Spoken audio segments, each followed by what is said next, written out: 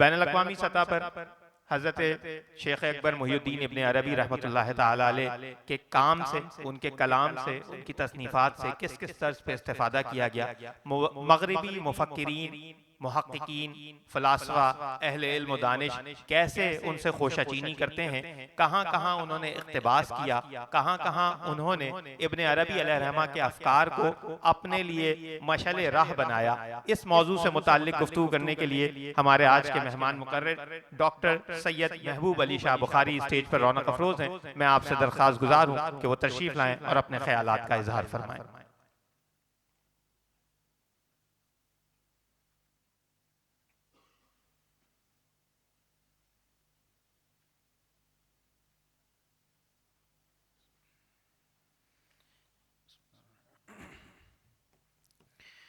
نحمده ونصلي ونسلم على رسوله الكريم أما بعد فأعوذ بالله من الشيطان الرجيم بسم الله الرحمن الرحيم ألا بذكر الله تطمئن القلوب صدق الله العظيم۔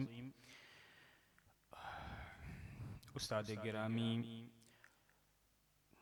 مفتی شاہ حسین گردیزی مد ظلہ العالی اور تمام علماء کرام و مشائخ جو کہ اس وقت سٹیج پر جلوہ افروز ہیں یا ہمارے سامنے موجود ہیں، اور سامعین کرام السلام علیکم ورحمۃ اللہ وبرکاتہ۔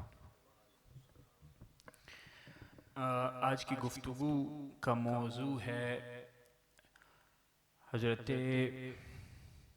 شیخ ابن عربی اور مغربی مفکرین، دانشور، مورخین، تذکرہ نگار کہ وہاں آپ کے کام کو کس انداز میں دیکھا گیا۔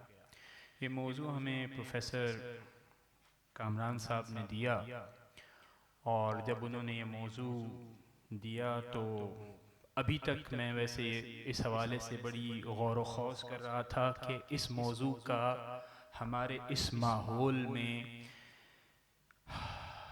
کیا فائدہ ہوگا، صحیح ہے۔ اور یہ سوچ یوں پیدا ہوئی کہ گزشتہ کچھ عرصے سے ہم اپنے علماء، مشائخ، ذاکرین، واعظین جن کی بڑی فالوئنگ ہوتی ہے ڈیجیٹل ورلڈ میں اور ریئل ورلڈ میں، ان کے سامنے ایک سے دو بار کبھی ذکر ہوا تو اس کا رد عمل کچھ یوں آتا ہے، او جی ہم نہیں مانتے، بیک جنبش لسان، وہ کیا کہتے ہیں، او جی ہم نہیں مانتے۔ یا اس کا ایک دوسرا انداز یہ ہوتا ہے کہ وہ تو مغرب ہے، ہم کیا کریں۔ تو جہاں اور جس ماحول میں معترضین کے اعتراضات کو اس انداز میں دیکھا جائے اور جس سے کوئی علمی گفتگو کا قیام ممکن ہو یا نہ ہو، اس طرح کی کشمکش میں ظاہر ہے یہ ایک بڑی ہی پریشان کن بات ہے کہ مغرب کے حوالے سے گفتگو کی جائے۔ یہ ہے وہ فیلنگ جو کہ اس وقت میرے اندر موجزن ہے، صحیح ہے۔ لیکن ظاہر ہے اس مخمصے سے میں نکل ہی نہیں پایا باہر، تو لیکن گزشتہ ایک ہفتے ڈیڑھ ہفتے گاہے بگاہے کچھ چیزیں دیکھتا رہا، تو بہرحال ہوا کچھ یوں کہ ہم نے کہا کہ چلو پیش تو کر دیں، پھر دیکھتے ہیں کہ کیا نتائج نکلیں گے۔ تو آپ نے میری پہلی بات پر غور کیا کہ کتنا غیر سنجیدہ لیا جاتا ہے، ٹھیک ہے، اور اب آپ نے غور کرنا ہے کہ کیا واقعتاً انہیں سنجیدہ لینے کی ضرورت ہے بھی یا نہیں۔ اور یہاں پر جو بھی گفتگو ہوگی اس میں زیادہ تر میرا تبصرہ کم ہوگا، جہاں ہوگا میں انشاءاللہ تعالیٰ اس کا ذکر کروں گا، اور بالعموم جسے آپ کہتے ہیں نا کہ صرف پیش کروں گا مقدمہ جس انداز میں مغرب حضرت شیخ اکبر کو دیکھتا ہے، ٹھیک ہے۔ تو یہ ہے آج کی گفتگو کا موضوع. تو انشاءاللہ شروع کرتے ہیں. 20 منٹ مجھے ملے ہیں، تو 20 منٹ میں ہم کوشش کرتے ہیں کہ گفتگو کی جائے. سب سے پہلی بات جس کی طرف آپ کو توجہ دینے کی ضرورت ہے اس پر غور کیجئے. 1258 خلافت عباسیہ کا زوال منگولوں نے کیا. یہ کون سی صدی ہے؟ 13ویں صدی. تو 13ویں صدی میں مسلمانوں کی جو کسی طور پر ایک اجتماعیت تھی، ایک امت کا تصور تھا، وہ تہتیک کر دیا منگولوں نے. تو لہٰذا سیاسی اتحاد، اتفاق، شناخت، طاقت، اسلام کی جو سیاسی طاقت تھی وہ تمام اس لحاظ سے اس کی جو ایک اکائی کی شناخت تھی وہ ختم ہو چکی تھی. یہ ہے کون سی صدی؟ 13ویں صدی. اس سے پیچھے جب آپ آتے ہیں 12ویں اور 11ویں صدی میں، تو ہم سب جانتے ہیں کہ اس وقت بھی اسلاف موجود ہیں، تصوف پر گفتگو ہو رہی ہے، علم الکلام، فلسفہ، تصوف آپس میں ربط کیا ہے. تو یہ تمام حضرت شیخ ابن عربی کو ملتا ہے اپنی تراث کے طور پر کہ ان تمام مسائل کو اپنے سامنے رکھیں اور پھر ایک حل کے طور پر پیش کریں کہ وہ کیا ہے. صحیح ہے؟ تو پہلی بات یہ ہے وہ پس منظر، سیاسی معاشرتی پس منظر. پھر وہاں پر ہم دیکھتے ہیں کہ بڑی بزرگ شخصیات آتی ہیں اسی 13ویں صدی میں اور تصوف کا انقلاب برپا ہوتا ہے. تو اب مورخین نے اس کے اوپر بہت کچھ لکھا، مغرب میں بھی ہمارے ہاں بھی، کہ یہ کیا ہے کہ ایک طرف اسلام کا سیاسی زوال نظر آ رہا ہے دنیا کو، لیکن دوسری طرف اسلام تصوف کے آہن میں، تصوف کے پیرائے میں ایک نئے ڈائنامک وے کے اندر اپنے آپ کو نہ صرف پریزرو کر رہا ہے بلکہ پوری دنیا کے اطراف و اکناف میں پھیلا رہا ہے. صحیح ہے؟ تو اس پر بھی آپ کی توجہ رہنی چاہیے کہ یہ ہے وہ 13ویں صدی. تو اس میں بڑی بڑی جو شخصیات آئیں اس میں شیخ عطار ہیں، حضرت فرید الدین عطار، حضرت نجم الدین کبریٰ ہیں، اور شیخ ابن عربی تو ہیں ہی جن کے اوپر آج ہم گفتگو کر رہے ہیں. تو ان تمام بزرگ شخصیات اس 13ویں صدی میں آپ کا کام موجود ہے، جیسے کہ منطق الطیر وغیرہ. تو یہ ہے. تو اس ماحول کے اندر حضرت شیخ ابن عربی نکھرتے ہیں، سامنے آتے ہیں، اور یہ تمام معاملہ ہمارے سامنے یوں موجود ہے. اب چونکہ موضوع یہ ہے، وقت بھی کم ہے، تو ہم اس پر بہت کم تبصرہ کریں گے اور آخر میں شاید 1 سے 2 منٹ ہم اسپینڈ کریں کہ حضرت شیخ ابن عربی کا اثر پوری دنیا میں کیسے ہوا، کن کاموں کے ذریعے سے ہوا، اور پھر کس طرح بر صغیر میں آپ کا اثر جو ہے وہ ہمیں نظر آتا ہے. لیکن سب سے پہلے ہم آتے ہیں آئیے مغرب کے اندر. تو ہم سب جانتے ہیں کہ مغرب اور اسلام کی آپس میں ایک انٹریکشن جسے آپ کہیے، اور اس کو ہم امپیریلزم سے بھی تعبیر کرتے ہیں، کولونیلزم سے بھی تعبیر کرتے ہیں. تو یہ جو انٹریکشن یہ کم و بیش کوئی 18ویں صدی میں ہوتا ہے. بر صغیر میں بھی ہم یہی دیکھتے ہیں، اس میں برطانیہ ہے، فرانس ہے، پورچوگیز ہے، اسپینش کولونیلسٹ ہیں. تو جب یہ انٹریکشن ہوا سیاسی، تو اسی وقت مغرب کے جو دانشور تھے، جو جامعات میں پڑھانے والے پروفیسرز تھے، اور جو خوب پیسے کا ایک جسے کہتے ہیں کہ فنڈنگ آنا شروع ہو گئی کہ بھئی دیکھو یہ مسلمان کیا ہیں، ان کو پڑھا جائے، ان کو سیکھا جائے، ان کا ذہن پڑھا جائے کہ یہ کیا ہے، تاکہ ان کو کنٹرول کرنا آسان ہو. چونکہ سیاسی تو حاکمیت قائم ہو چکی تھی، تو اب نفسیاتی حاکمیت کا دور تھا. تو مغرب اور اسلام کی یہ جو بھی یعنی اسٹڈیز ہیں بیسیکلی یہ اس انسپریشن کے ساتھ ہیں. تو ہمیشہ اس کا یہ نتیجہ تو نہیں نکلا، لیکن اس نیت اور ارادے کے ساتھ ان تمام چیزوں کا آغاز ہوتا ہے. تو کبھی مغرب نے اس سے فائدہ اٹھا بھی پایا، کبھی نہیں بھی اٹھا پایا. ظاہر یہ ہر طرح کے اس طرح کے معاملات میں ہوتا ہے. تو ہم یہ دیکھتے ہیں کہ 18ویں صدی میں ہی اور 19ویں صدی میں بالخصوص ہمیں تصوف کی طرف بھی نظر آتا ہے کہ لوگوں کا رجحان ہوا، مغربی دانشوروں کا رجحان ہونا شروع ہو گیا. انہیں ہم آج اورینٹلسٹس کے نام سے جانتے ہیں، یعنی وہ لوگ جو کہ اورینٹلز کا مطالعہ کرتے ہیں، وہ لوگ جو کہ مغرب کے باہر ہیں. اورینٹلز کا کیا مطلب ہے؟ وہ لوگ جو کہ مغرب سے باہر ہیں، اور اورینٹلسٹ وہ جو کہ مغرب سے باہر اجنبی کلچرز کا مطالعہ کرتے ہیں، انہیں ہم کہتے ہیں اورینٹلسٹ۔ تو اس میں ہمیں مختلف، سب سے پہلے یعنی کافی چیزیں آئیں، فقہ وغیرہ بھی آئی۔ جب تصوف آتا ہے سامنے تو تصوف کے بارے میں پہلی چیز تو یہ تھی کہ اس کا کچھ سیاست سے تعلق ہے، چونکہ غلبہ تھا نا، ابھی میں نے آپ کو کیا بتایا، سیاسی غلبہ، لیکن اسلام محفوظ رہا تصوف کے اندر۔ تو انہیں یہ محسوس ہوا کہ کہیں ایسا تو نہیں کہ اس کا کوئی سیاست سے تعلق ہے، تو اسے انہوں نے کھنگالنا تھا، اس کی جانچ پڑتال کرنی تھی، تو لہٰذا اس کام کا انہوں نے آغاز کر دیا، نیت یہ تھی۔ لیکن گاہے بگاہے اسکالرز کو یہ پتہ چلنا شروع ہوا کہ اس کا براہ راست سیاست سے تعلق نہیں ہے، لیکن بعض طرائق ایسے ہیں جو سیاست کی طرف ایک توجہ رکھتے ہیں، صحیح ہے، جیسے کہ ہمیں سلسلہ سہروردیہ وغیرہ میں بھی نظر آتا ہے، ٹھیک ہے، لیکن تمام نہیں ہے۔ تو یہ ان کی فائنڈنگز تھی۔ اب آئیے کہ شیخ ابن عربی کو انہوں نے کیسے دیکھا۔ تو شیخ ابن عربی کو انہوں نے اس انداز میں دیکھا کہ اس میں یعنی جو اس پوری مطالعے کا خلاصہ میں آپ کے سامنے پیش کرتا ہوں تاکہ آسانی سے سمجھ بھی آ جائے، کیونکہ آپ نے اگر فرض کریں مشکات الانوار پڑھی ہوگی تو ظاہر ہے شیخ اکبر سے پہلے مشکات الانوار کا بڑا اثر ہے مابعد تصوف کے تمام مضامین اور مندرجات کے اوپر۔ تو آپ دیکھیں کہ ان کے ہاں ایک خاص کلاسیفیکیشن ہے، ایک خاص درجہ بندی ہے، کس کی؟ سامع کی، کہ میں کس سے مخاطب ہو رہا ہوں۔ تو پہلے وہ کہتے ہیں کہ ایک عام شخص ہوگا، دوسرا وہ کہتے ہیں خاص ہوگا، یعنی اس نے علم دین پڑھا ہوگا، کچھ نہ کچھ اپنے آپ کو فن سے متعارف کروایا ہوگا، اور ایک ہوگا خاص الخواص، صحیح ہے۔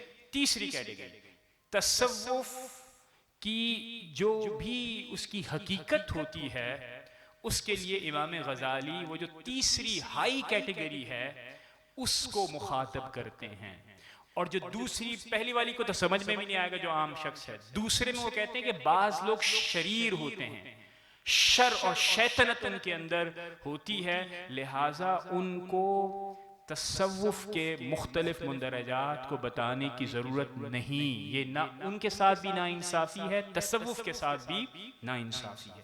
تو میں اس لیے بھی اس کو کر رہا ہوں کہ میرے سامنے ہر طرح کے لوگ موجود ہیں، خاص الخواص بھی ہوں گے، خواص بھی ہوں گے، عوام بھی ہوں گے، تو لہٰذا اس کو آسان انداز میں اگر سمجھا جائے کہ مغرب نے شیخ ابن عربی کو کیسے دیکھا، تو انہوں نے اس انداز میں دیکھا کہ ان کے دو مکاتب بنائے جا سکتے ہیں، دو مدارس۔ ایک کو ہم کہیں گے پینتھیسٹک وحدت الوجود والی تعبیر، تو ہمارے ہاں بھی ایسے ہی نا کہ کیا شیخ اکبر وحدت الوجود کی فکر کی نمائندگی کرتے ہیں یا نہیں کرتے، اور ہم سب جانتے ہیں کہ اس طرح کے الفاظ انہوں نے اپنی فکر میں، اپنی کتب میں استعمال نہیں کیے۔ یہ جو ان کے مخاطبین ہیں انہوں نے ان کی تمام فکر کو منظم کر کے ایک لیبل جب چسپاں کرنا چاہا تو ان کے سامنے وحدت الوجود تھا۔ تو ایک حلقہ کون سا ہے؟ وحدت الوجود والا۔ تو مغرب میں بے شمار ایسے اسکالرز ہیں جنہوں نے جب پڑھا تو پڑھنے کے بعد ان کا خیال یہ ہوا کہ یہ وحدت الوجود کے قبیل سے ہے۔ دوسرا ان کے ہاں مدرسہ پایا جاتا ہے اور اس کو ہم کہتے ہیں جو کہ اس بات کے قائل نہیں کہ آپ وحدت الوجود کے قائل ہیں، ٹھیک ہے، یہ تقسیم ہوگی۔ یہ تقسیم میرا خیال ہے ہمارے ہاں بھی پائی جاتی ہے۔ چلیں اب آپ آئیں کہ وحدت الوجود والے کیا کہتے ہیں، تو ایک سے دو چیزیں میں آپ کے سامنے پیش کروں گا تاکہ معاملہ بھی، ہماری ذمہ داری بھی پوری ہو جائے اور دیکھا جائے کہ کیا ہے۔ تو اس میں جو پہلا یعنی آتھر میں نے اس کا انتخاب کیا اس کا نام ہے ابو الاعلیٰ عفیفی، ٹھیک ہے، 1936 کے اندر اس نے اپنے مقالہ بھی تحریر کیا، کتب بھی تحریر کیا، اور اس میں جو تصور ہے محبت کا، اور ہم سب جانتے ہیں کہ محبت کا تصور بالخصوص تصوف کے اندر ہمیں یعنی حضرت رابعہ بصری کے ہاں بہت بالخصوص نظر آتا ہے۔ تو وہ جو تصور ہے لو، ٹھیک ہے، تو اس کے بارے میں وہی کہتا ہے کہ پینتھیزم یعنی وحدت الوجود تو ہے، لیکن he explains pantheism via theory of love, ٹھیک ہے، محبت کے انداز میں وہ بتاتا ہے کہ پینتھیزم وحدت الوجود کیا ہے۔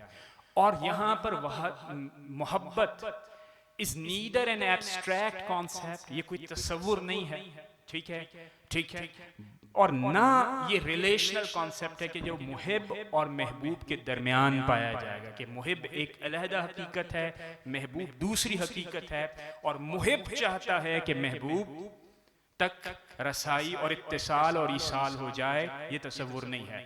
تو محبت کو اس انداز میں جس میں پینتھیسٹک ورژن آتا ہے، یہ ہے پہلا آتھر۔ دوسرا بہت کامن 20th سینچری میں، 20ویں صدی میں ہمارے پاس ہے، ہر ایک کو اس کا نام یاد ہوگا، رینلڈ نکلسن۔ اچھا، نکلسن کیوں مشہور ہے؟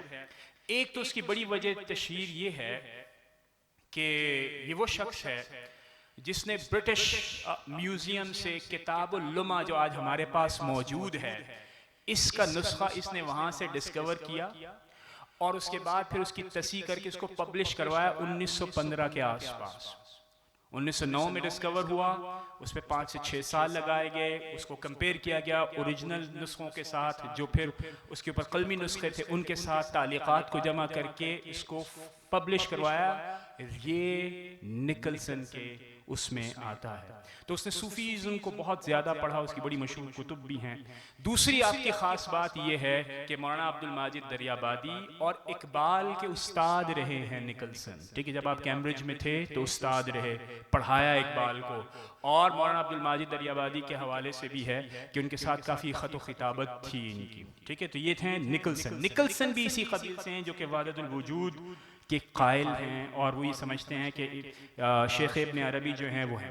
لیکن نکلسن کی ایک اور وجہ شہرت بھی ہے کہ تصوف کے بارے میں اس کا خیال یہ ہے کہ تصوف کی اصل اسلام میں نہیں ہے، بلکہ جتنے بھی صوفیاں ہیں ان پر غیر اسلامی اثر ہے۔ یعنی مثال کے طور پر جب اسلامک امپائر پھیل رہی تھی تو مسلمانوں کا تعلق سیریا سے بھی ہوا، گریس سے، جو الیگزینڈریا یعنی اسکندریہ سے جو لوگ، یعنی جو گریس سے الیگزینڈریا میں آئے، تو ہم سب جانتے ہیں کہ وہاں پر منطق کی ترسیل ہوئی، تراجم جو موومنٹ کہلاتی ہے، موومنٹ آف ٹرانسلیشن، تو اثر کرسچنز کا بھی ہے، بدھسٹ کا بھی ہے، اور غیر اسلامی اثر کا یہ قائل ہے۔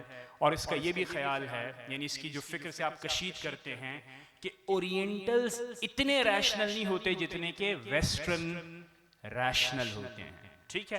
تو یہ میں نے آپ کو بتا دیا۔ اب اس کا بنیادی طور پہ اس نے جس طرح انٹرپریٹ کیا، اس میں سے کچھ چیزیں جو لکھی ہوئی ہیں میں نے سامنے ہوئی ہے، God is man, man is God, creator and the creations are like water and ice، کہ ایک کریٹر اور ایک کریشن کا تعلق کیسے، جیسے پانی اور برف کا تعلق ہوتا ہے، which is to say same being various manifestations، حقیقت ایک ہی ہے، اس کے اظہار مختلف ہیں۔ جیسے حضرت ابھی بیان فرما رہے تھے، تو ایک اظہار ہے، یعنی ایک حقیقت ہے اور اس کے اظہار مختلف ہیں، اور ان دونوں میں کوئی دوئی نہیں ہے۔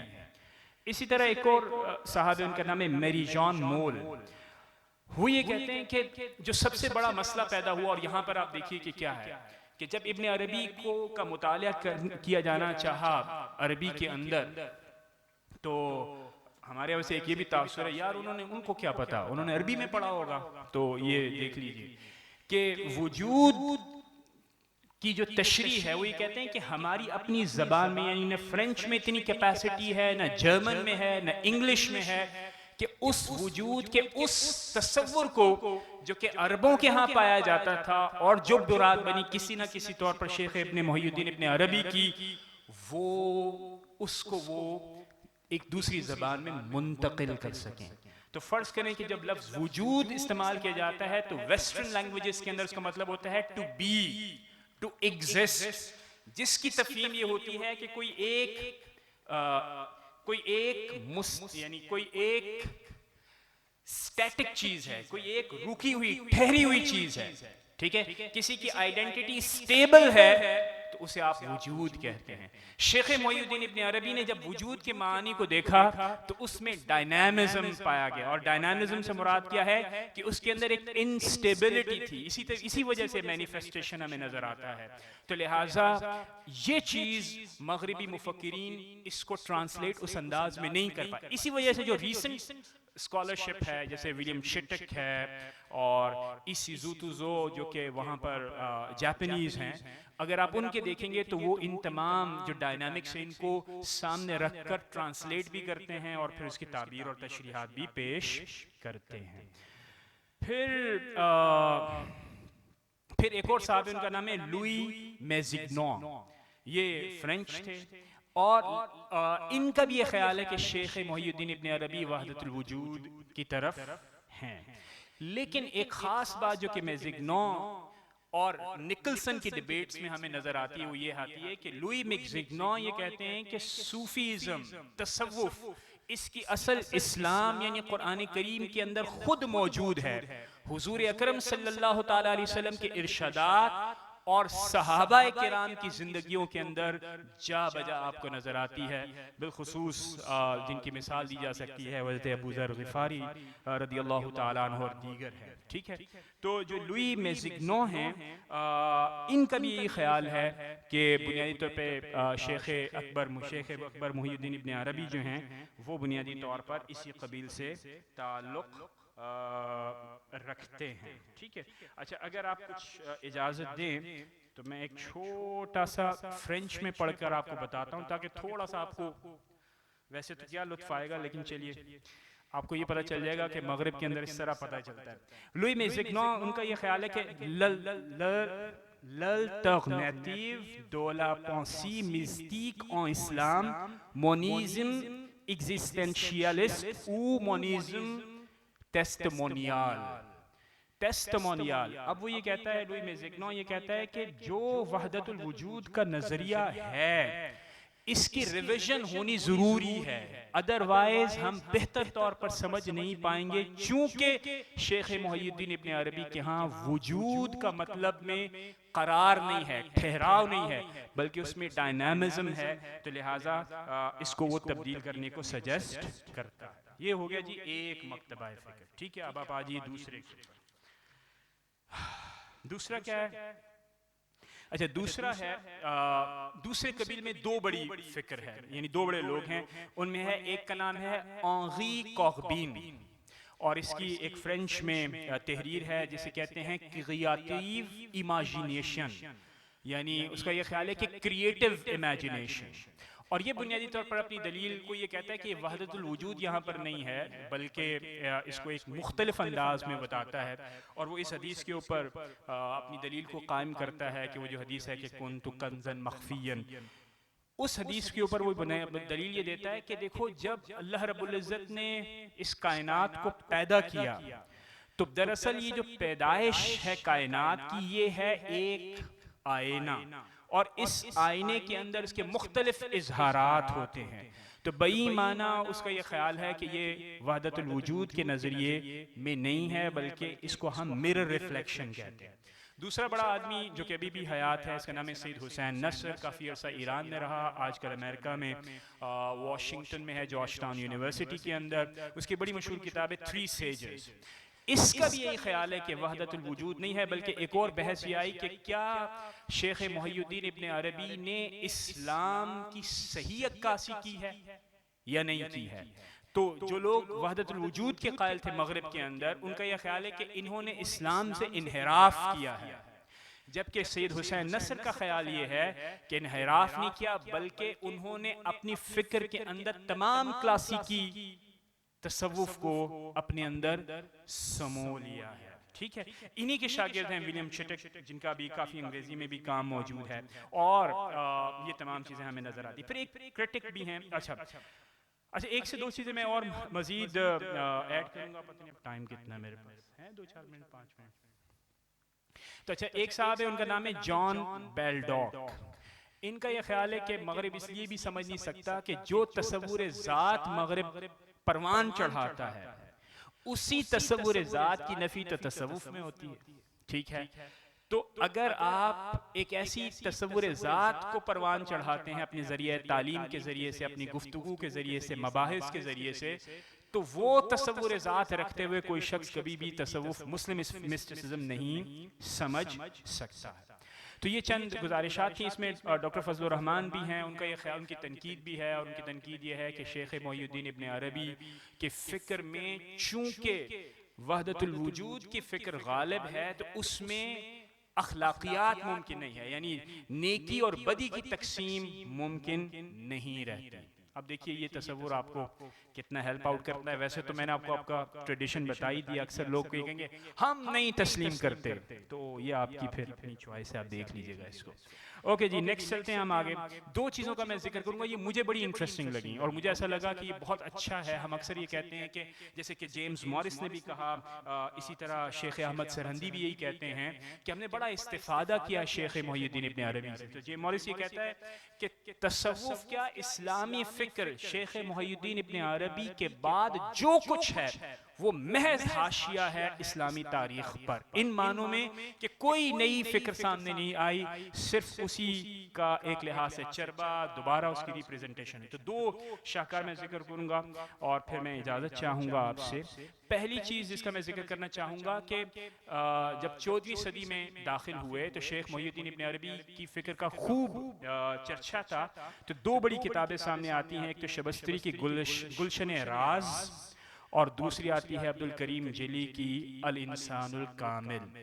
یہ دو تصانیف ہیں جنہوں نے یعنی یہ 14ویں صدی میں, اور 15ویں صدی میں بالخصوص بر صغیر کے اندر حضرت گیسو دراز رحمۃ اللہ تعالی علیہ, آپ کا کارنامہ یہ ہے جو کہ ریکارڈڈ ہے ہسٹری کے اندر کہ آپ نے بر صغیر میں کلاسیکی تصوف کے کتب اور بالخصوص فصوص الحکم اس کو نہ صرف متعارف کروایا بلکہ اس کے دروس بھی دیے اور اس اپنی یعنی پریکٹسز کے ذریعے سے بھی اس کو آگے پہنچایا. اچھا, گلشن راز میں بیسیکلی یہ 1311 کی کتاب ہے اور یہ فارس میں ایک نظم تھی اور ایک پوئٹری تھی جس میں کچھ سوالات تھے. ان سوالات کے جوابات کو ایک خاص ابن عربی کے آہنگ میں ڈھال کر کیا گیا, اور اقبال اس سے اتنے متاثر ہوئے کہ انہی سوالات کے جوابات کو اپنے انداز میں انہوں نے جواب دیا گلشن راز جدید کے نام سے, جو پوئم انہوں نے لکھی تھی 1927 کے اندر, اس میں انہوں نے جوابات دیے.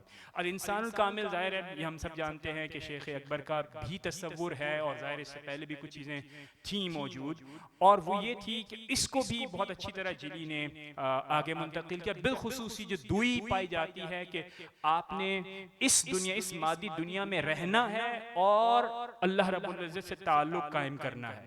اس تصور کو خوبصورت آسان پیرائے کے اندر الجیلی نے اور شبستری نے بیان کیا. تو ایک عام, چونکہ ظاہر ہے فلسفیانہ انداز میں شیخ محی الدین ابن عربی نے پڑھایا اور بتایا, یہ ایک عام سالک کے لیے, ایک عام صوفی کے لیے, ایک عام مسلمان کے لیے وہ چیزیں قابل رسائی نہیں تھیں, لیکن ان صوفیاء نے اسے اتنے سہل انداز میں بیان کیا کہ ایک عام سالک کی ضرورت بھی پوری ہوتی ہے, اس سے انسپریشن بھی ڈرا کرتا ہے اور اپنے تمام کے تمام معاملات کو بھی چلاتا ہے. تو چونکہ وقت بھی ختم ہو گیا اور انشاءاللہ تعالی کبھی پھر وقت ملے گا تو انشاءاللہ تعالی, چونکہ میں ذاتی طور پہ یہ سمجھتا ہوں کہ شیخ محی الدین ابن عربی کے کام کو اس کے کانٹیکس میں ضرور دیکھنا چاہیے, اور سب سے بہترین کانٹیکس اور سٹارٹنگ پوائنٹ ہے مشکات الانوار, چونکہ اسی کا اثر آپ کو پورے آگے نظر آئے گا. اسی طرح شیخ عطار کی جو منطق الطیر ہے اس میں بھی وہ جو ہماؤست کا تصور ہے وہ کافی انفلوئنشل رہا شیخ محی الدین ابن عربی کو. تو اس سے اس کا تقابلی جائزہ اگر لیا جائے تو کافی چیزیں ہم تصوف کے بارے میں جان سکیں گے. بہت شکریہ آپ کی سماعتوں کا, آپ نے نہایت صبر آزما موضوع پر نہایت صبر اور اطمینان اور توجہ کے ساتھ ہماری گفتگو سنی. میں نہایت شکر گزار ہوں, شکر گزار مجلس ابن عربی کا بھی ہوں اور دیگر جتنے بھی دوست احباب ہیں ان کا بھی ہوں کہ آپ نے مجھے دعوت دی اور یہ پلیٹ فارم دیا کہ آپ سے گفتگو کی جائے. والسلام علیکم ورحمۃ اللہ وبرکاتہ.